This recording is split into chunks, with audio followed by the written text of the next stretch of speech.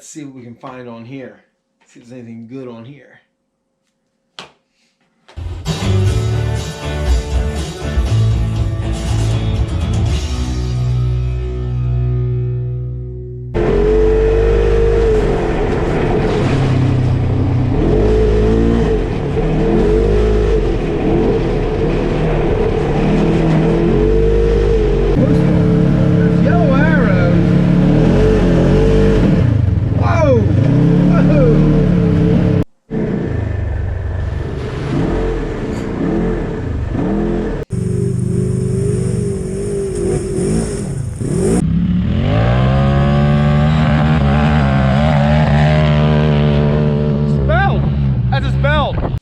Covered the bug. I can smell it. Oh yeah, dude. Let's go pour it out. Look at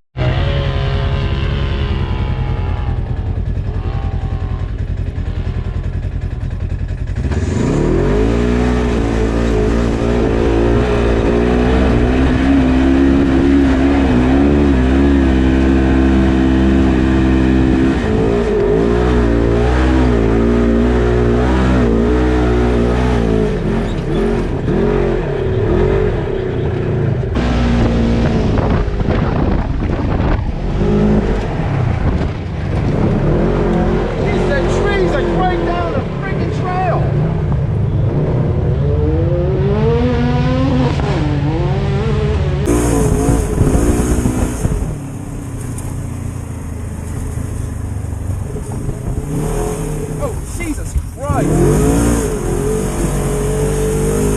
That was a small tree. Yeah. I just pulled the fucking Jeep and burned it down. what a maroon. I burned it down. And I don't think I'm going to ride today because when I spin this,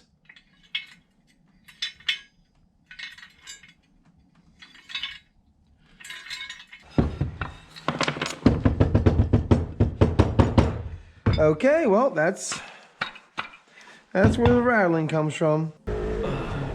Getting to be the same thing over and over again. Let's see if we can find something else. So it's settling into winter here in eastern PA, and that means two things. The nights are getting a lot longer, it's getting dark a lot faster, and I'm getting bored because there's less to do, less daylight. So I think a lot of people come across this dilemma when it gets to be winter time around here, and maybe a lot of you do wherever you're watching. And you gotta start wondering if it's time for a change, just to change things up, if nothing better.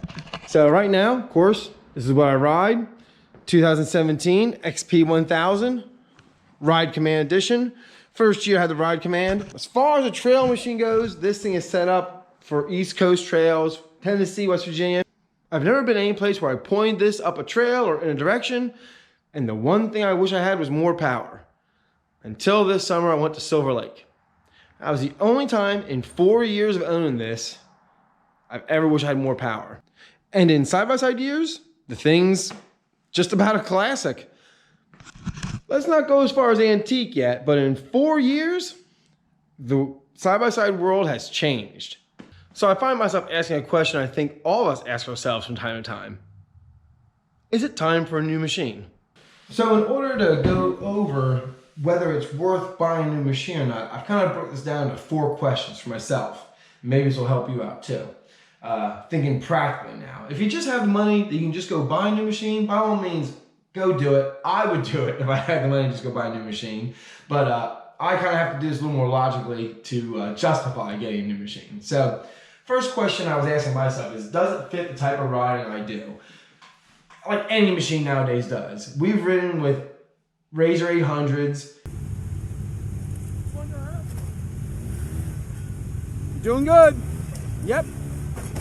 Keep going. There you go. I think you got it now. You're all right. You're fine.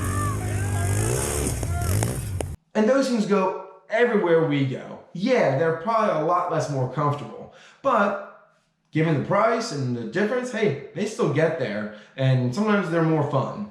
They're a lot of fun to watch. But like anything, my type of ride style, really, General XP1000 or even the Yamaha R-Max probably fit my ride style the best. I don't particularly go that fast usually. I'm more of exploring rather than racing. But I do like the horsepower. And if I'm going to get a different machine, it's going to be bigger and more powerful than the one I have now. So we're going to focus on me looking at the new Pro R from Polaris. The Pro R, I think the Pro R is the new one to beat. And I also really like that they finally changed a few things, which falls into my next category. Is it better? Up till the Pro R came out, no new machine was leaps and bounds better than my XP1000. That's the thing with the Pro R. They finally addressed issues I have with mine. Up until now, all the machines have been incrementally a little bit better, some styling, which is subjective, and some of the little differences. Yes, my buddy has a Pro XP. It does ride better than mine, but mine's not trash. So was it worth $30,000 for the brand new Pro XP? I mean, $25,000 even for the middle of the road one.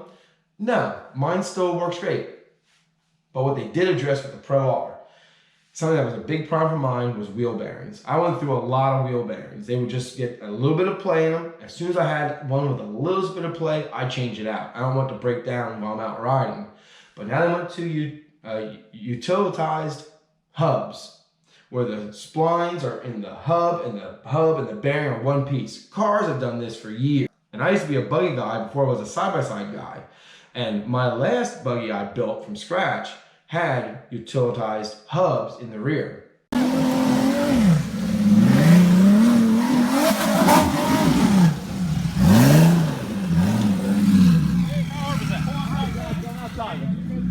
And that worked great. That's what all the big horsepower machines use. So I'm glad to see at least they're changing how the bearings are put in and how they're done.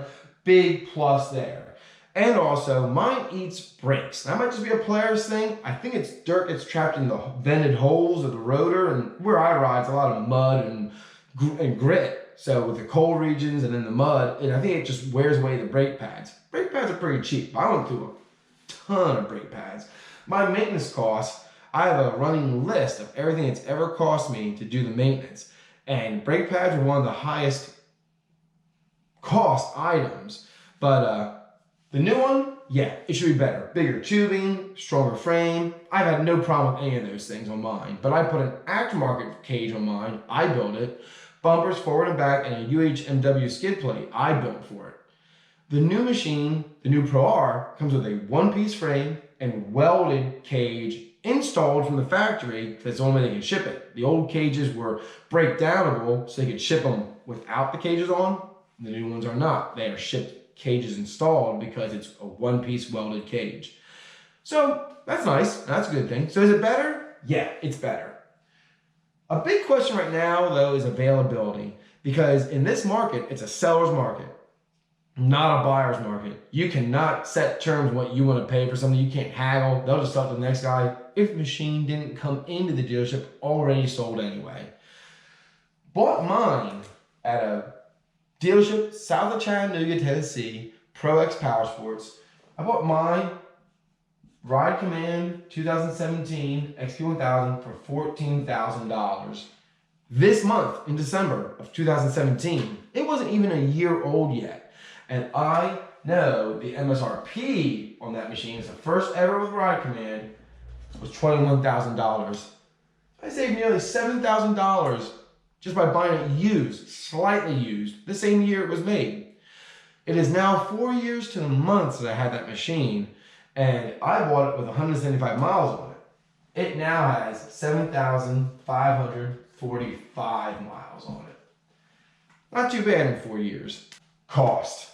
The big question, as with anything. What's the answer to 99% of all questions? Money. My maintenance costs with what I paid for the machine totaled $5,100 to date.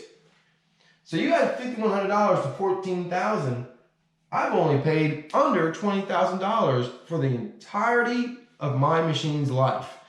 Between buying it and maintaining it, of course excluding oil changes and gas. Those are things that you don't even bother factoring in. They're for every machine. The new Pro R, the base model, cost $32,000. In 4 years, 7,500 miles, I put less than 20,000 into my machine. It would take another $12,000 just to get started using that new machine. Whew, that's a lot of money. So unless a Christmas miracle happens, I don't think I'm going to be getting it anytime soon. So for right now, my answer to all of these, I have one answer that comes out of all that. I'm going to wait. I'm going to wait because of availability. I don't like to buy something I haven't sat in, just to see how it feels, see where, if it fits me properly. I got to sit in it, see if the line in sight is good, because I do a lot of slower riding. The width of the machine is a problem, 74 inches. When we were in New Hampshire this past summer, 69 inches was as wide as you could go through a lot of those ballards.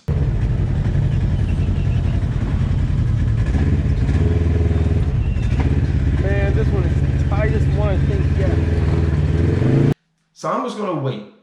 I'm going to wait and see if I can get a used one in like a year, maybe 2 years. And in the meantime, I'm going to set a goal for my machine this year of getting to 10,000 miles on my machine. We'll see how that goes. Hopefully, this year I didn't do as much riding as I would have liked to. Gas was really expensive. Here in PA, we're paying over $3.60 a gallon for the lowest grade of gas, for 87 octane. It just goes up from there. After 10,000 miles this year, or at least as close as I can get to that, then we'll reevaluate this list again. And maybe I'll be able to get a Pro R for a better cost, because this is, let's face it, that's the biggest factor for everybody. But since it is the season of Christmas miracles, well, maybe, just maybe,